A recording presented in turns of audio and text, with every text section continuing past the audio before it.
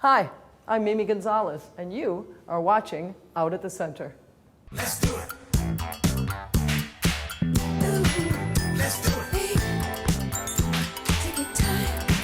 Let's do it, baby. Let's do it. Let's do it. Let's do it. Do it right. Come on, baby. Let's do it. Let's do it. Jonathan Ned Katz, Amber Hollabaugh, Thomas Glave, and the Center's Terry Bogus sat down for a panel on Coming Out at 70 to discuss issues of growing old and LGBT senior visibility. I would call people that were my age and say, you know, I'm now doing aging work and I'd love to have you come and speak on a panel, and they'd say, you know, it's not my issue. You know, I think to myself, really could have fooled me. This panel is about facing head-on some of the personal and political problems associated with LGB old age and how we might combat these problems together. I found myself horrified at turning 70. I suddenly saw myself through the eyes of younger people around me, saw myself as shabby, graying, lumpy, not particularly stylish, and worse, potentially predatory. I immediately began to self-police, to monitor my own mannerisms and interactions to make sure that I didn't do anything that might be interpreted as an unwelcome, inappropriate come-on. Old age, the one time when Black people actually attain respectability, when we are perceived as finally being sexless and of little possible harm to anyone except ourselves. Aging isn't something that happens when you're 65. When you're 20 and you're frightened about being 30, when you're 30 and frightened that it's over, when you're 45 and worried that by the time you actually claim your own sexuality, no one else will want you.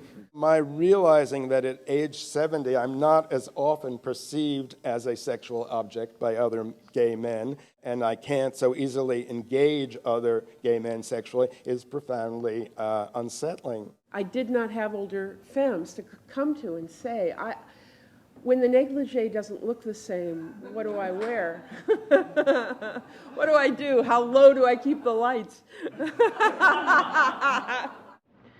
I was piloting a curriculum on LGBT aging, a cultural competency curriculum at a nursing home that had 700 people in it. It was a relatively liberal nursing home. They were very terrified about LGBT people being there, though we were. I'd keep asking questions about sexuality, and people would keep telling me, no, no, no. The other thing they kept doing is saying to me that I really needed to talk to the recreational specialist that worked at the nursing home. Why? Well, you just should. She said, that's because I'm going to tell you what I've done that is not acceptable in this nursing home, but I've done it anyway, and nobody's stopping me. There are 700 people here. Many of them want to remain sexually active. They want to be in a sexual culture. So I have set up a sex night in the nursing home. I take the rec room. Everybody comes, then the door gets shut. We have dancers. We have sex shows. We have videos. We have porn magazines. We share with each other. We talk about sex. We talk about desire.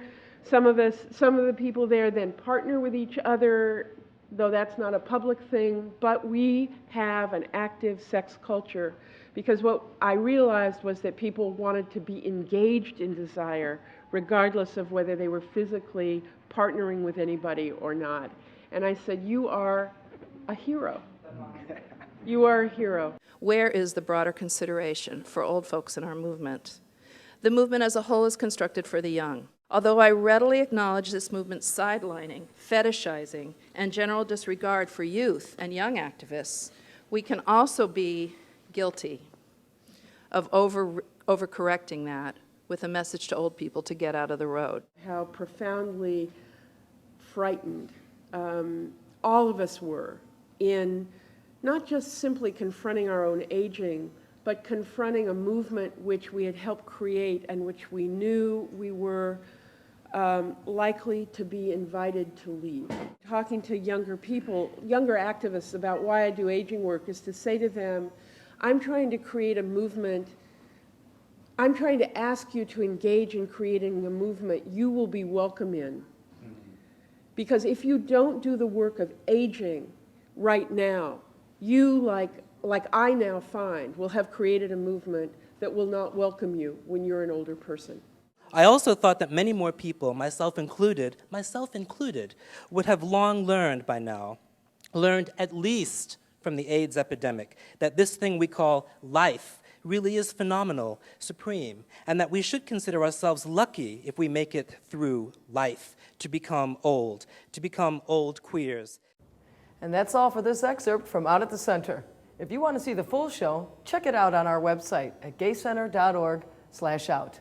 Until next time, I'm Mimi Gonzalez. Goodbye.